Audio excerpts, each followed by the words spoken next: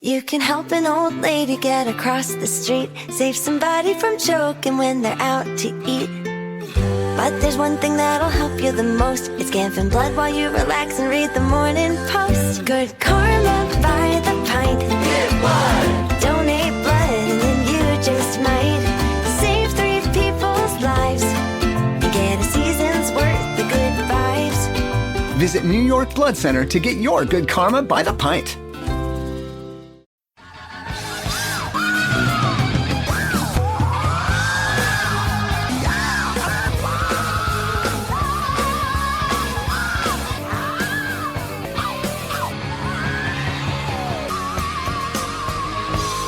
This is the DLR Cast, the essential podcast for fans of Diamond David Lee Roth.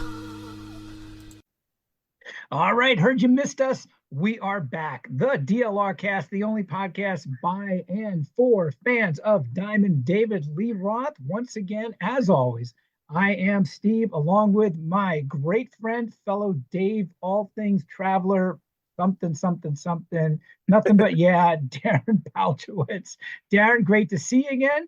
I've been really looking forward to seeing you and talking because we got a lot of Dave activity and news, that lots of little things, a big thing, collectively all adding up to a bunch of cool things, and hopefully, and I think some really cool stuff to talk about. I'm serving you up. Where do you want to go?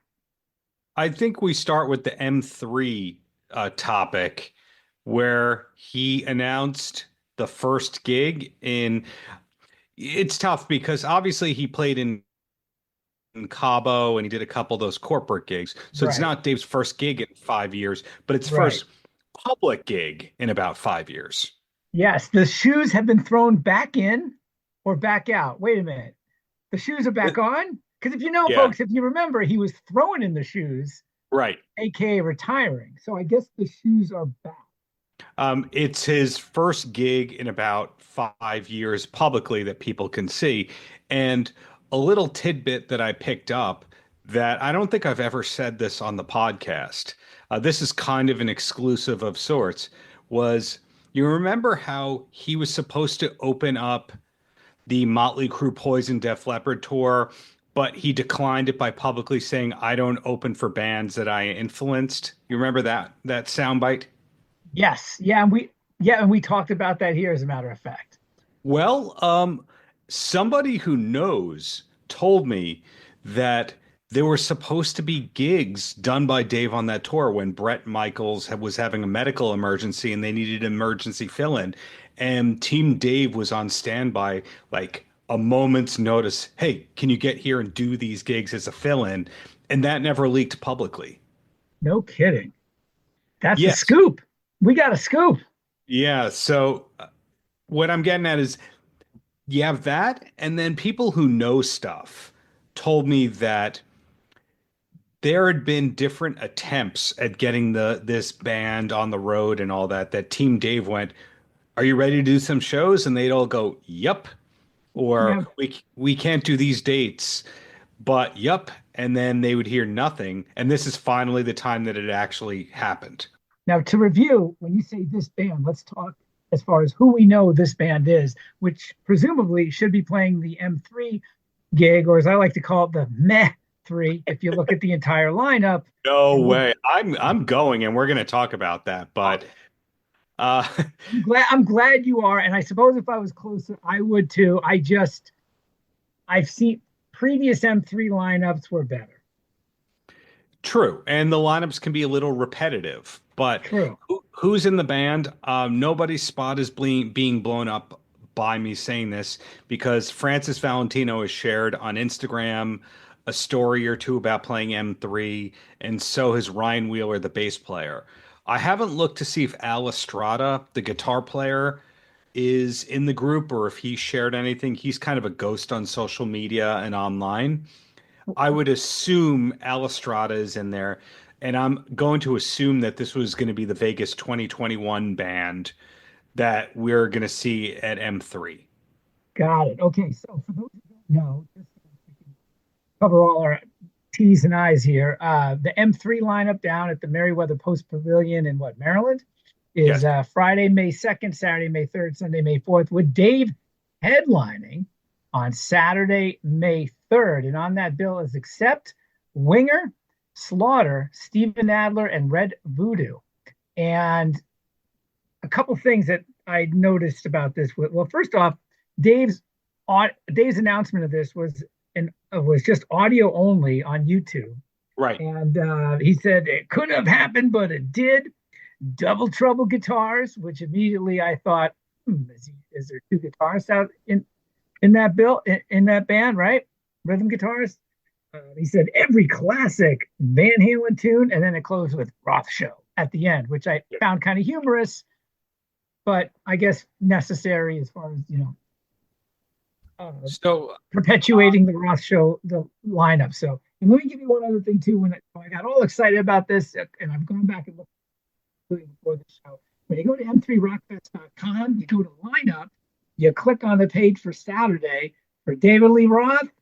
You get for all the other bands, you see a photo. For David Lee Roth, you get few artists. You click on that link and just for few artists, and that goes to davidleeroth.com with a great picture of Dave on his bike, in his helmet, with the Home Depot vest on in Thailand. So, always leaving something wanting. I mean, I would have thought, given the fact that they do like to repurpose a lot of things, all the cool imaging from the Vegas posters. You sent me a cool poster. Thank you very much. The stuff that's still out there that we see that I think was still on the site. I mean, those posters are badass. Those images. Nobody from management could send M3 a JPEG of that. Do you know what I mean? It kind of cracked me up. It's like, just who's running the show, man? So, I mean, just a quick M3, which sounded like, quite frankly, it sounded like a whole bunch of words just put together. A bunch of different, it's Dave's usual radio voice sort of thing going on. Big town boom, or whatever it all is. I assume, and I did not ask the people who would know, because I kind of want to be a little surprised when I see the show. I don't want to get anyone in trouble who might know, that kind of a thing. But I'm assuming that it's going to be basically the best of Van Halen, like the hits, a couple of deep cuts, and 2 or 3 solo hits. And that's what it's going to be. In other words, it's not going to be Elephant Gun.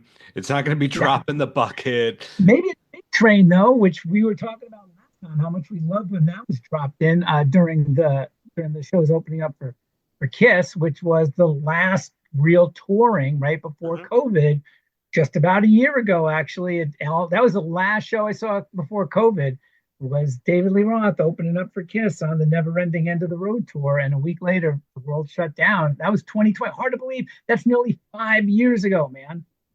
Yeah, I would think that Big Train will be in the set list, because that is one of the songs that he recorded at Henson with that band, but they never put that one out. TBD if they put out the rest of those tracks. But again, I think it's going to be a hit show. I think it'll be, I don't think it's going to be full production. In other words, no, dude, this is a fly-in, man. Backlines provided. The guys show up. They've got, whoever's running sound for Dave comes in there. He'll sound check without the band. The guys will get there the day before, make sure everything's kosher, and that's it. But I do think, and this is not something that I asked the people who would know, I do think there are more shows coming, but they're going to wait to see how M3 goes. And also there's probably, and what you would know this as like another music industry-esque person, like the exclusivity window. What do you call that when you can't play another city within 100 miles for 90 days of the show? That's what I think is going on with this one. Right. Yeah, they can't do anything beforehand, which, I mean, May isn't that far away, but, it would be cool, though. I would doubt it, for Dave to do like an unannounced warm-up gig or two. I don't know. Anyway, it's not going to happen anywhere on the West Coast. And who knows when that might be. In fact, who knows when he'll be getting back from Thailand, which might be segueing too soon, or sidebarring too soon to our next portion here. But as we know, as far as we know, he's in Thailand right now. But I want to get back to he is not in Thailand right now. He's back. Okay. I can tell you for a fact he is not in Thailand. Put a pin in that for a second. Yeah. I know we'll revisit this again as we get closer to this, but I just want to talk about, kind of this, I guess, the stakes, for lack of a better word. I mean, look, nobody's expecting Dave. Where's the bar as far as his singing, right? Because any of the stuff that you've seen since those Kiss shows, what little there is out there, right? I mean, that Home Depot, Vegas gig or whatever. I mean, no one's saying that he's lighting the world on fire with his vocals. He's been off a long time. My hope is he comes in there prepared. He blows everybody away. He does not dress like Tom Jones. That's what I'm hoping, and it's funny because the bar is not really that high for him to eclipse there. I mean, that day, Kip Winger's, what I know, always sounds good. That's great. Sunday, you got Stephen Pearcy and Warren DeMartini performing Ratt, which begs the multiple questions. How many lawsuits are still going on where the band still can't use the fucking name Ratt? You've got Ace Frehley, who I love, whose set lists are pretty much nothing but disappointing because he's got 6 solo albums or so to pull from, but it's mostly Kiss stuff. And from what I've seen, the vocals can be spotty. You got Warrant, of course, who's singing lead. Janie Lane, of course, is not.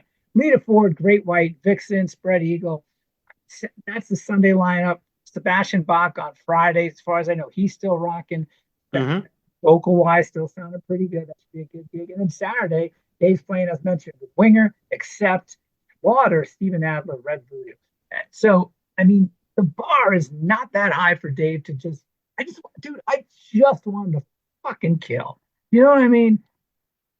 Which would be a great harbinger for lack of a freaking better word. I'm not even sure of the definition right now, but would be a great sort of, I don't know. I want him to kill, because if he's going to do more dates through the summer, whether it's 3 dates or 30, I doubt it's that many. This sets you up for hopefully the type of thing, because otherwise it is so easy for the general consensus, the conventional wisdom about Dave's voice is that it sucks. You know what I'm saying? Unfortunately, yes. I think that you hit the nail on the head with a lot of the bands playing there. I'm approaching this gig and festival where I already have the tickets, not for going, oh man, Dave's going to be great. I go, first, this is the last chance to see a lot of these artists, because a lot of these artists don't play in the metro New York area very much. Second, I think that there's going to be a good number of DLR cast listeners going out for this. And represent! It would be a lot of fun to meet some of the people that we talk with. I think I got to get out to this thing. I might make this happen, man. Sorry, didn't mean to interrupt. Dude, this would be awesome. The VIP ticket is the most reasonably priced VIP ticket I've ever seen at a festival. Like, once you put the Ticketmaster fees in there, it's something like $320 or $330 for 3 days. But it not only includes the better seating and the early access, but that includes meet and greets. That includes the T-shirt. That includes the tent. Here in New York, if you go to see a show and you don't have front row, that alone could be $320 and not include any of those amenities. Let's be clear, though, however, there's no way Dave's doing a meet and greet. Oh, zero chance. There's zero chance he's hanging out there and getting there much before stage time. Well, as far as tickets, if those are curious, if available, single day tickets will go on sale in the coming months. I want single day tickets. I would be forced to buy the 3-day. I bought the 3-day because I lead by example. And you are the man. I am impressed. Well, here's a funny part. I got a gift card from Ticketmaster because after they canceled the Dave Vegas 2021 Vegas shows, I wrote a very steamed message to the head of Live Nation, and suddenly I heard back from his office and they sent me a gift card, and I used that gift card to buy the M3 tickets. So I used a Dave cancellation to get the Dave rescheduling technically. Nice. All right. Yeah. Way to work it. I'm impressed. Someone had to do it, but I'm looking at it from the fun sense, I don't expect many of these bands to be at a top level. You hit the nail on the head with Ace. Big fan of Kiss. I'm wearing a Kiss shirt right now. Looking good. But, Same here. But I don't think that we're going to see Ace on the road in 2 years. I think it's kind of the end of the road, no pun intended. And so you look at a festival like this, it's a chance to see a lot of your old favorite bands while you still can in a not sad club, instead at an amphitheater. So when it comes to Ace and Dave, most importantly, as the subject of the podcast, and when I also look at, let's say, Stephen Pearcy and Warren DeMartini, because I am a huge Ratt fan. I mean, this big time, massive. Out of the Sunset Strip bands, I never cared about Crew. Everybody else, Ratt was still just, for me, song wise, was head and shoulders above the rest of them. Totally same page here. Is amazing, and I'm so glad to see him back out there. Yeah. And my thought is, for this, I've never been to M3, but I know the lineups from years past, and have always, any number of those lineups through the years or bands. There's any number of bands on there that I gotta see. Right. So with that crowd, particularly for Dave, I mean, would it make sense? Could he get away, for lack of a better word, and Dave wouldn't do this, but I'd certainly love for Ace to do it. None of these guys maybe do it, where they're dropping in stuff besides just the hits. I think some of that, you are going to see that, not with Ace, a tiny bit with Dave, because Big Train was not a real hit, but there are no deep cuts live with Dave for the most part. I think Warren could be. I think, but there hasn't been in 20 years really, except for Big Train. Right. Did you hear the Eddie Trunk interview with Pearcy and DeMartini, by the way, last week? No, I got it. Did it come up on the podcast? I subscribed to Eddie's podcast. I haven't bookmarked it yet. Somebody illegally uploaded it to YouTube. Of course, okay. They don't get demonetized, and a second copyright strike. By the way, I got a second copyright strike, what? which I appealed, and YouTube did not. They said they didn't understand my response. Fortunately, the Alex Van Halen copyright strike is gone, but there was about 10 days where I had the second dreaded strike, where it looks like you're going to lose your channel permanently. No. Yeah, that second one was from a Japanese professional wrestling company claiming I used their footage when I didn't, and you appeal it. But either way, there was this interview that Eddie Trunk did with Pearcy and DeMartini, and the amazing part of it, and they admitted this within the interview, this is the first time they'd spoken in years, meaning they didn't speak to one another directly to book this show. They spoke through representatives, and this Eddie Trunk interview was the first time in years. So they hadn't worked out the set list. They hadn't. They were starting to go, what are you going to play? I don't know, Warren. Does this sound like a good idea? Yeah, I'd like to play that. This is so crazy. You mean to tell me it doesn't at least start up? This is amazing to me. This is, quite honestly, this is something you would expect from Dave's camp. You know what I mean? Where it's like, you were not wrong. You know what I mean? Where it's just like, hey, we got a chance on the gig. Do you think Warren will want to do it? Let me give him a call. Hey, you think Steve will want to do it? Let me give him a call. I mean, do you know what I'm saying? Each of them maybe at least talking, maybe a text, for God's sake. Surely they know how to get a hold of each other for all the bullshit legal stuff and right? And the other thing too is, I mean, with bands of this ilk, especially you read all these interviews, well, do you talk to the old guys? Like, occasionally now and then, email or text might go around because the label's going to put out something, and you know what I mean? And we're informed, and maybe we'll chat. You read about that shit all the time, right? But the fact is, this is just absolutely hilarious. But they admitted it publicly, and I actually find that kind of refreshing in a way. I agree. It is. You know what? God bless. But what wasn't refreshing was when they asked Pearcy, so is Blotzer going to be part of this? And Juan Crozier, and he said something like, no, this is about celebrating it from the people who actually did it. And you can just say instead, no, we don't own the name, and we don't want to license the name, and we don't want to pay equal partners. Therefore, this is called Pearcy DeMartini. And I say all this, and before anyone goes, this is not the Ratt cast, this is not the Pearcy cast, and all that.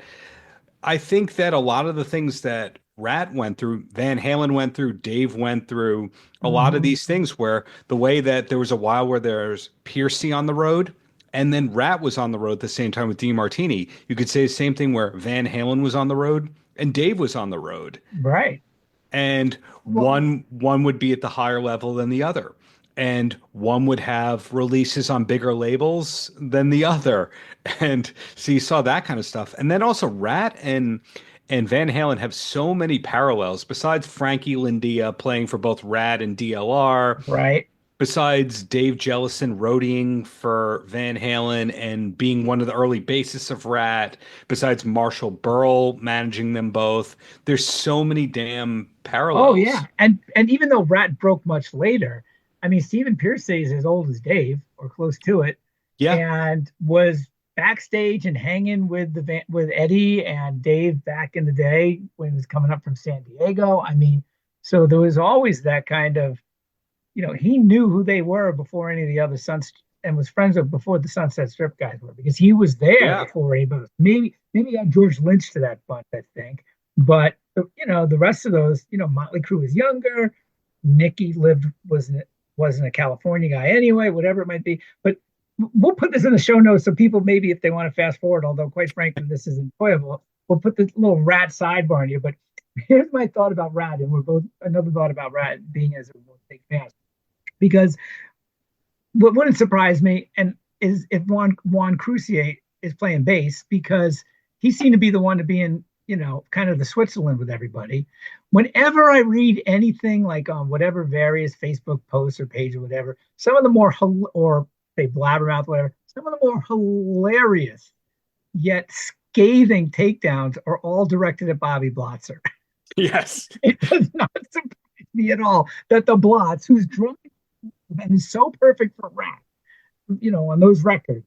It doesn't surprise me at all that Blotz is not a part of this. I thought Steven did win whatever last lawsuit that was. They tried to follow. It was a dizzying amount of explanations and lawsuits going around out there. So I'm certainly a little bit confused by it. My understanding, before we get back to Dave and Van Halen, was that the corporation was called WBS, which WBS Inc., which stood for Warren, Bobby, Steven. Then at a certain point, Bobby, I guess they went inactive again, and Bobby sued and won a lawsuit. So then Bobby Blotzer was doing a thing where it was just him and other guys, and it was called Ratt. Then they had to call it the Ratt Experience. Then I think Steven and Warren sued, and then they got it back and then swore, we will never take Blotzer back. So I think that it's a Steven Warren thing, but it's complicated to take on the road. But Juan Crocier is out again. Okay. So it's not him. It is a guy, Matt, I forget his last name, who's been playing with Pearcy solo, who's an original or early Ratt bassist. Right. Laz Elias, who's doing double duty at M3 by doing Slaughter and this Ratt hybrid band. And Carlos Cavasso from Quiet Riot is back. So, fantastic. Okay, because there was that, was it 2010? They put out Infestation, which is a fantastic, great album, right? Yes. Fantastic record. Harken back. I have no problem with any Ratt studio album. I am a fan of all of them. And that record was, I thought, killer. And that Cavazo was on rhythm guitar. They had together. It wasn't produced by Bo Hill, but it kind of sounded like it. And so, and then they kind of just died on the vine. And here we are. It's 2025. One last thing on Ratt. About a year or so ago, and this puts a bow on it, I think Steven was on Eddie Trunk.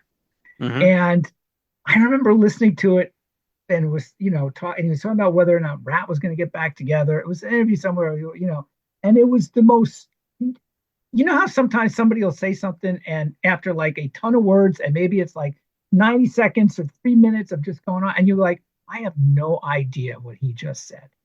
Well, if the guys want to be there, and if we're there, I don't know, it could happen. It might, but we're all here. They know where to get a hold of me. I know where to get a hold of. It was the most surreal thing. I'm like, if you asked him what he was going to have for lunch that day, he might not be able to give you a straight answer at that interview.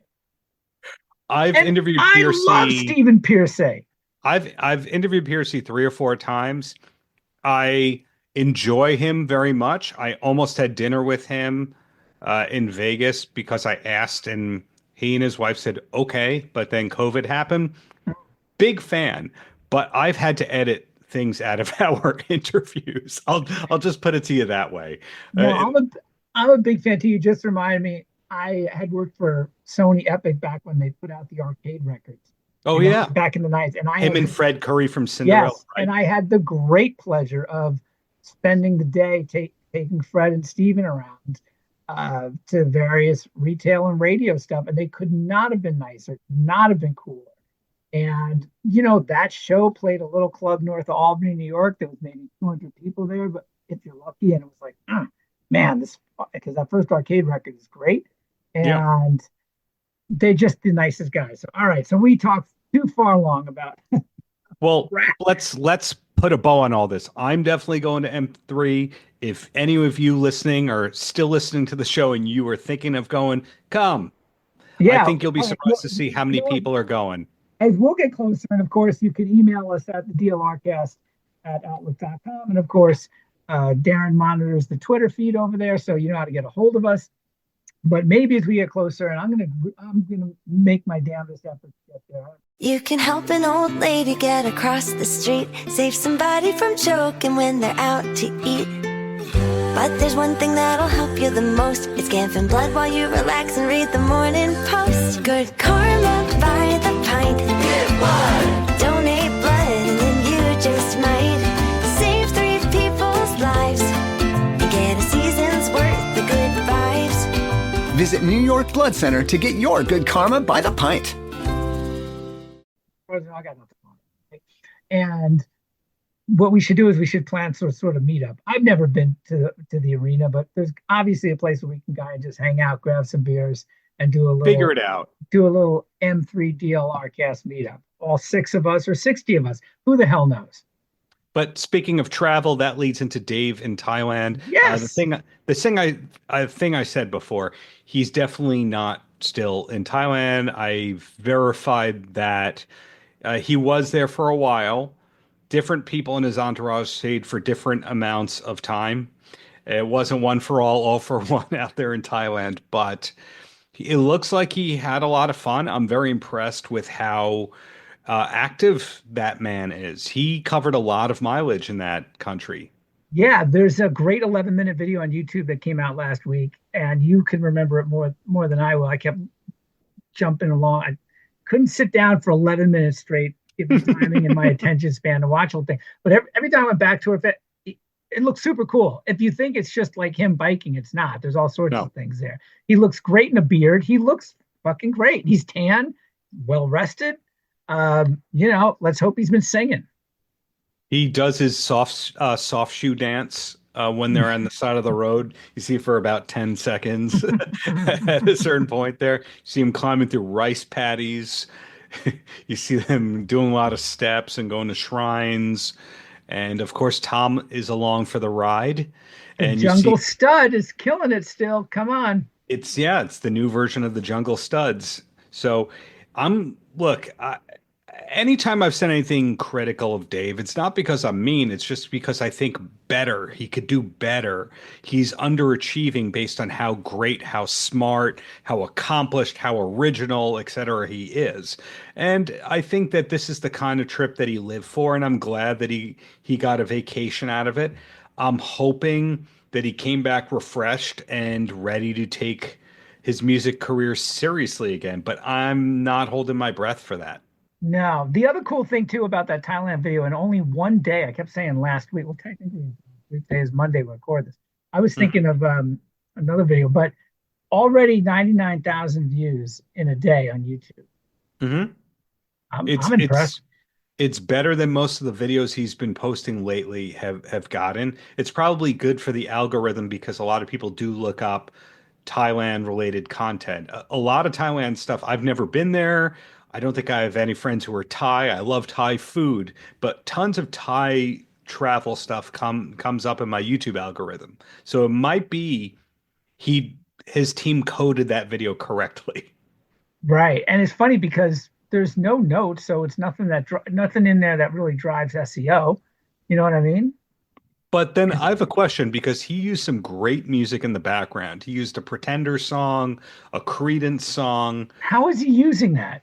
Why do I get copyright strikes and Dave doesn't? It's not like his team reached out to, if you said, well, Dave is a Warner artist, so he used a Warner artist. No, Fogerty's not a Warner artist. He's like Concord or whatever Creedence is on.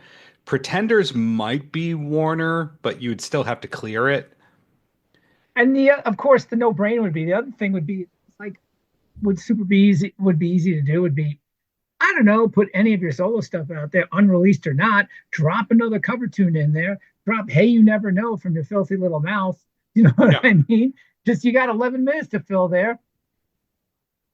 I don't know. Yeah, so that's a no-brainer. That should be what you would think would be the cool thing to do, but hey. Yeah, look, I think it's cool content.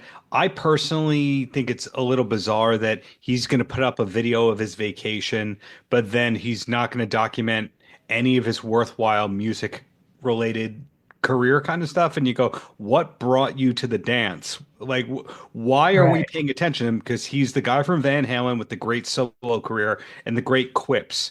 And then you go, okay, so I want to watch him cycle around Asia. No. The cool thing, I'll tell you what though. I know. I totally know I totally get it. But I'll tell you what's really cool is that for 70-year-old guy, he's moving around pretty good and biking a lot. And for sure, as a guy who's got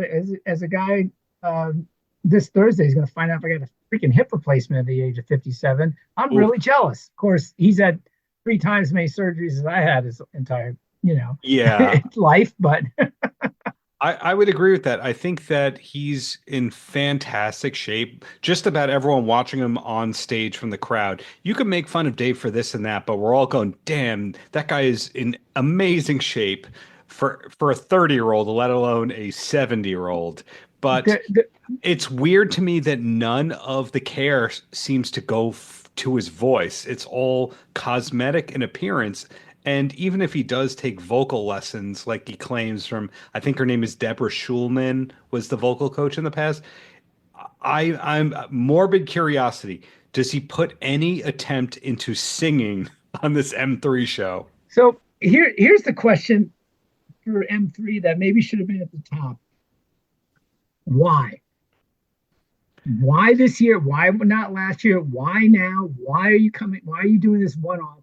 And presumably maybe we'll leave some other shows in the future. Why do this at all? I think that, okay, somebody who knows stuff, I give those kinds of things because my Dave intel is usually the combination of multiple people, some of them current, some of them former, some of them recent, people from different decades. What I hear is Dave likes to talk about doing stuff. Like he loves to have this calendar of I'm going to do this and I'm going to do that. I'm going to do that. And then he gets closer to it and he kind of goes, I don't even want to do that. No. So what I was told was when Vegas 2021 got canceled, he took the tour bus to the dentist. And then they decided to cancel the show. But he was actually somewhat happy and relieved he didn't have to do the Vegas shows. I don't mean to bum people out by telling them that, but I think all of us know people in our lives who love planning stuff. And then when it comes to that day, they're nervous or anxious. So they go, I don't feel like it. Right. But I guess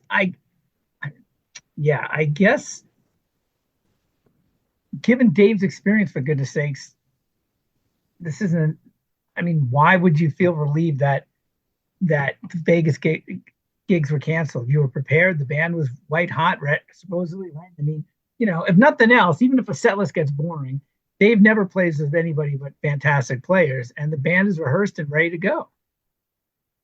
If I spoke fluent Dave, I would be a multimillionaire, but I don't speak fluent Dave. And so when I talk about, hey, he looks great and he's in excellent shape and good for him. And then you go, and he hasn't said one word on any social media or any interview about the box set that Warner's putting out. And what's bringing us to M3? The fact that he has a back catalog, that he was a solo artist. If you think you can connect the dots, folks, guess what? You can't. You can. And one of our listeners, an Australian gentleman named Paul McGrath, who's really thorough. He was looking on iTunes or Apple or whatever it's called, and he said they have one a week been putting up remastered, touched up digitally Dave music videos from Warner. Like they actually fixed them up and put them on there for sale. Did you know that? On iTunes? Yeah. But not in the US. Sometimes I'm lazy and I don't. Well, no, the only reason why I ask that is sometimes things are not available, in the US, but it might be somewhere else for reasons I don't know. It could be a licensing, probably a licensing. I believe you're saying videos like Just a Gigolo, Yankee Rose. Those music videos are coming up remastered. And then the description that I saw of this box set, because Van Halen News Desk or VanHalenStore.com rather is selling it. So if you're going to buy this box set, buy it from Jeff and VanHalenStore.com, of course. Their description, parentheses after every track, it says 2025 remaster. So that answers a question that we had of, did they remaster this for vinyl and in general? The answer is yes, and apparently they've been remastering the music videos as well. So even though there's no extras, I guess you can take pride in the audiophile approach to the whole thing, which Dave is not promoting. No. Well, we went over that. We went over what's missing, what could have been, what should have been in the last episode. The box set thing. I mean, and the funny thing is, after that episode, and that that announcement went around everywhere, completely fell off my radar. It did for me, except the VanHalenStore.com posting, and then a bunch of our listeners reach out and going, "You buying it? You buying it? You buying it?" And I think Warner's shipping it to me to unbox because I unbox a lot of stuff. I don't think I'm on the blacklist yet. And that would be at the Paltrocast, folks, on YouTube. And all over the web. You name the platform Darren's on, and we'll put the obligatory links in the show notes. Thank you. Until I get 2 more copyright strikes, then then that won't be happening anytime soon. But I think the box set is despite the lack of extras and unreleased material and effort, at least they're keeping Dave's catalog alive. I was interviewing somebody a couple days ago who was in a pretty big band, or at least in a band with pretty big people, and their Atlantic album is out of print. And you have to figure their album charted, it sold more copies than your Filthy Little Mouth did, and that's getting a vinyl release, and this person's album isn't. All of our favorite artists are not getting vinyl re-releases, so luckily Dave is. That's a good thing. Something we didn't mention on our last episode, obviously our heart goes out to everyone suffering from the wildfires long term and all that, but that Terry Kilgore lost his home. Did you see that? I did see that. Man, was there a GoFundMe or anything put up for the guy? I did see that. Oh, yeah. And then I think I saw it on WDFA, and then I wasn't able to follow it or see anything else about it. Totally reached the goal and then some. And when you look through the names, you saw Richard Hilton, who was a guest on our show. He donated. So it's something that I've talked about a lot of times. The Dave fraternity of sidemen, all those people who are in the band together or played on the records together, they always keep in touch and they have that bond of having worked with Dave.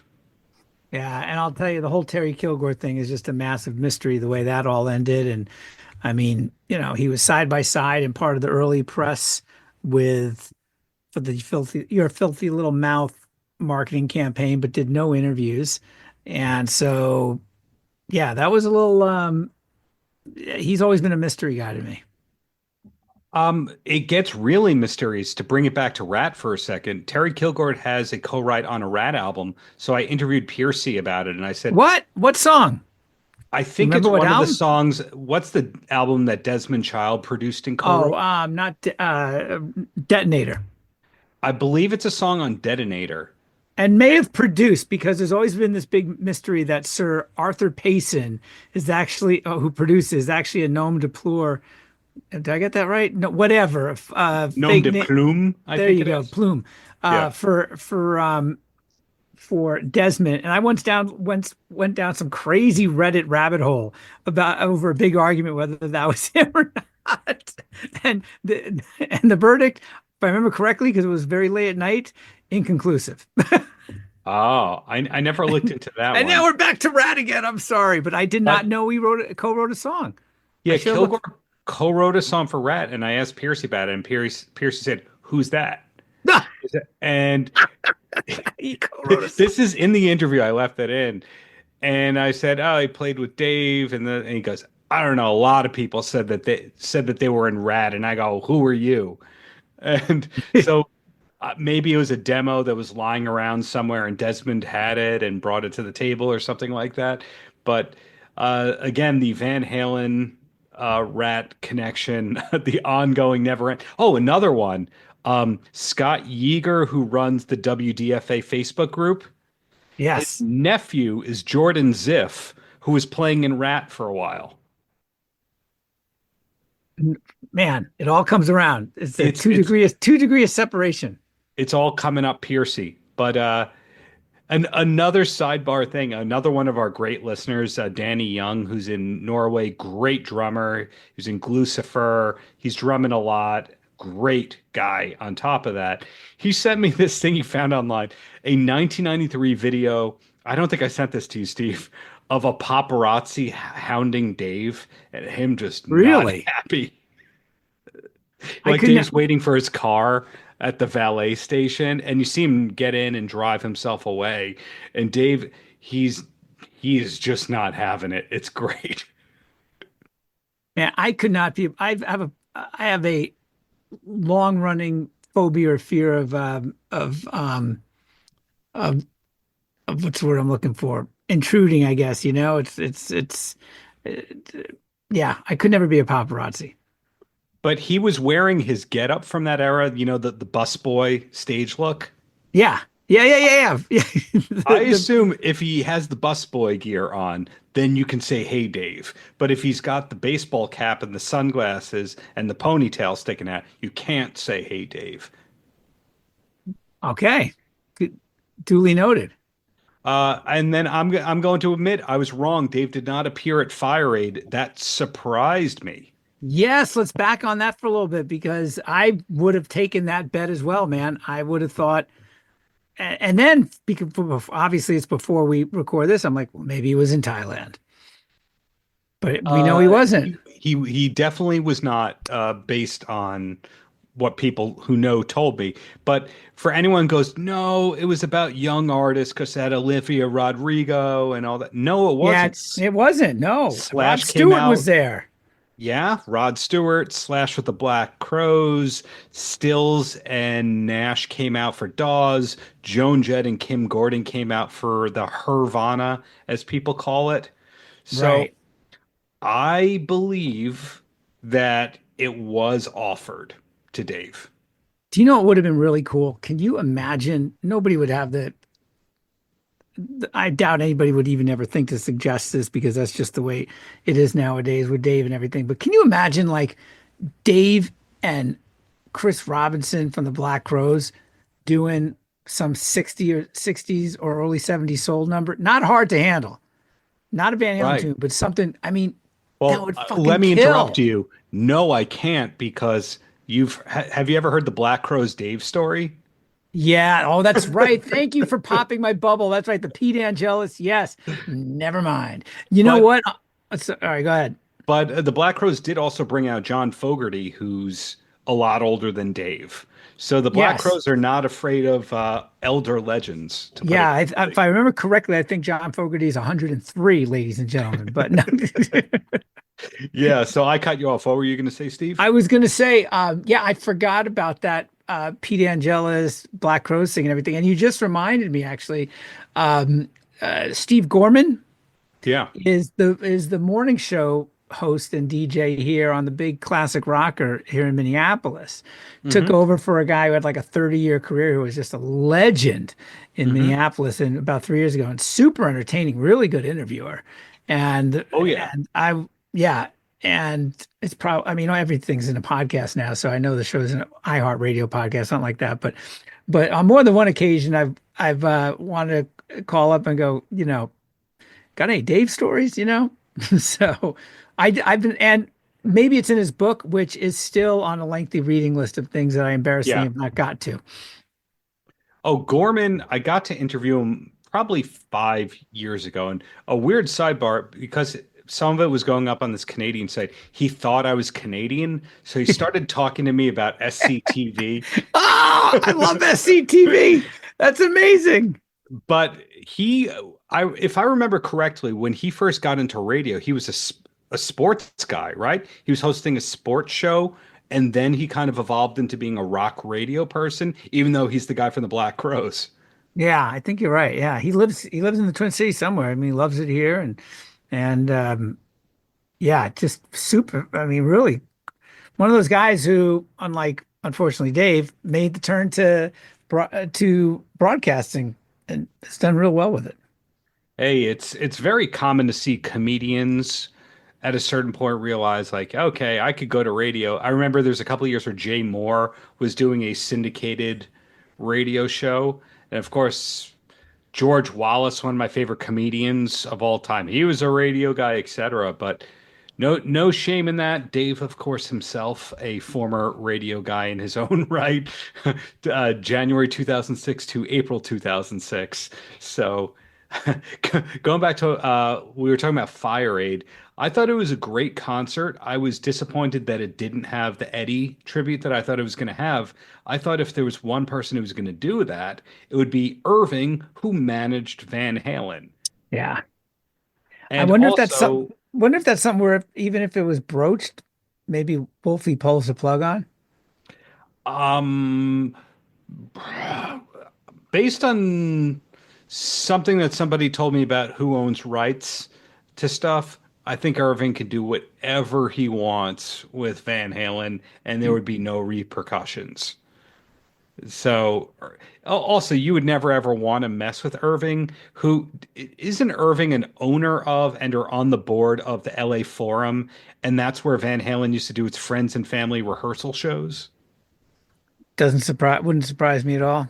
Yeah, that tracks. This is Irving's world, and we all live in it. That's the facts right there. Actually, it is kind of surprising the Eagles weren't on the Fire Aid, or did I miss that? I don't think they were, but I mean that might have been 3 years ago already at this point. I can't keep up with anything going on entertainment wise or news wise anymore. But I have one thing to add to all that. When No Doubt was coming on, I forget who was introducing No Doubt. If it was Katy Perry or Pink or something like that. But their introduction for No Doubt was, you can't do a show about LA without this band, No Doubt. And first of all, No Doubt's from Orange County, not LA. When you talk to LA people, they have that superiority thing about Orange County. The way that New York City people laugh at Long Island people, and they go, "You're not from New York City. You're from the burbs."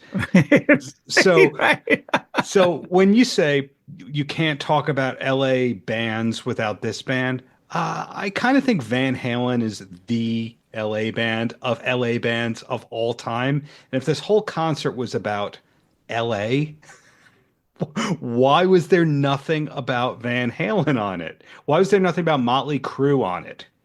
I think for that audience, I would bet you for that audience, what do you think the percentage of people that would remember Van Halen and would know overall in that audience would know that they're from LA? Although you could probably say that about a bunch of the bands on that bill. I mean, shit, most people think every celebrity's from LA. So I'm just contradicting myself. When you see Stephen Stills singing "Teach Your Children Well" with Graham Nash, and most of the audience is singing along, I was kind of thinking if they know the words to that, I think Right. they'd know the words to "Running with the Devil," Or you really got me. or "You Really Got Me" or something like that. Yeah. So I'm going to run conspiracy theories on that and go, it's Irving who managed Van Halen at a venue that Van Halen played at a bunch of times. Irving has a business stake long term related to Van Halen. Why was there no tribute to Van Halen on this if it did have Slash and it did have Joan Jett? And what I'm trying to say is it wasn't an age discriminant concert because of how old Stills, Fogerty, Right. Nash, Kim Gordon, who looks fantastic, isn't she 65? Yeah. I'm pretty Yeah. close, somewhere around there. Yeah. You Joan know, Jett is about 70. you would you would think it would be really easy to throw a bunch of all-stars together, similar to the Taylor Hawkins thing, and have Wolfie be a part of it. He Right. lives in LA. I know that Sammy is doing the Grateful Dead's Music Cares Fire Aid equivalent. So, I Right. mean, there's other benefit shows and there's other people doing things. But to rehash what we said on our last episode, when Dave canceled the Vegas residency of 2021, his thing was when the Kentucky wildfire or Colorado wildfire benefits Yes. are there, Call me. I'll be call me. there. And here was a benefit for a thing that was fires in his actual town where he's lived almost his whole life, aside from his time in New York and when his dad was in medical school. And he doesn't emerge for that. All right. Let's play conspiracy game a little bit longer for a few minutes we got left here. Yeah. They approach Dave to I do would, something. Hold on. Here's the scenario. Think of this. Could this happen? They approach Dave, management, takes forever to get a hold of him, whatever that might be. Here's the setup. Once you come out, do two songs. Here's the backing band. His demands are so fucking crazy or whatever, or he's so intransigent about it. They're just like, fuck it. I would think that that is correct. That is in the realm of possibility. And their list of demands go, you will show up for rehearsal on this day and this time. And he goes, I don't do rehearsals. Because remember, he's not a sound check person. No, he shows up Yeah. bald and in painter pants and sings with Dave Grohl at his 50th birthday party and nailed it. And by the way, great job by Dave Grohl, him and his daughter. That was Yes. touching. That sounded awesome. A public reappearance for Dave after the scandalous end to the back half of 2024. But the way that Nirvana, I think they've only done this 3 times. They did it for the Hurricane Sandy concert with McCartney. They did it for the Rock and Roll Hall of Fame. They Right. did this. I don't know if they did another thing. Oh, no. They did an SNL appearance with McCartney. That's 4. But whatever it is, I think that it's kind of an inspirational thing where you can go, well, a key member's gone, but we can get a core of the band and an all-star singer, and it's not about money. It's not about It's not a comeback. It's not a it's cash grab. no It's ego kind of thing. It's all the right reasons. They're doing it strictly because it's making them feel good and it's for a great cause, which is pure and honest, and I love that. Yes, so I look at that and I go, why couldn't Van Halen ever get their stuff together and just even do that? And who cares if people don't look the best or whatever? Just it's for the right reasons. So it's one of those things where I think that legacy management is done amazing by some people and terrible by other people. And Nirvana, chef's kiss, amazing job at what they've done. And Van It's about Halen, respect. It's about respecting a legacy exactly. and burnishing it and building it. Exactly. We're on the same page with all that. So I took you way off course. Was there another No, all topic you good. had? I think I'm good. Okay, so what if we learned today? You might be coming to M3 with the right amount of coaxing when individual tickets go on sale. You are not a member of Ratt at this time, but never say never, Steve. I mean, everyone else has been a member of Ratt. We've also learned through my reinforcement that Stephen Pearcy doesn't know who Terry Kilgore was, or who wrote all the songs on the albums, which is amazing. And him and Warren DeMartini don't talk very much, which is also amazing. And Dave's not in Thailand. He looks Dave great. Doesn't get copyright strikes, but other people do. He looks great. We'll give him that. Looks great. And none of us are expecting a life-changing set at M3, but we'll take what we can get, and it could be a lot of fun. And more to come. Possible. There will be a meetup. You will be there. The tickets are purchased. Unforeseen circumstances aside, the tickets are purchased. I don't want to say which row rather, because I don't want Dave to have the flashlight shown on me to have me kicked out and removed. The reverse of the laser lights for the groupie situation that Van Halen had. This is I want him out of here right now. It's the reverse. So if you're coming, DLRcast at outlook.com. Is it the DLRcast? The DLRcast at outlook.com. Yeah. The DLRcast at outlook.com. And hopefully we'll be back soon with some more Dave related updates.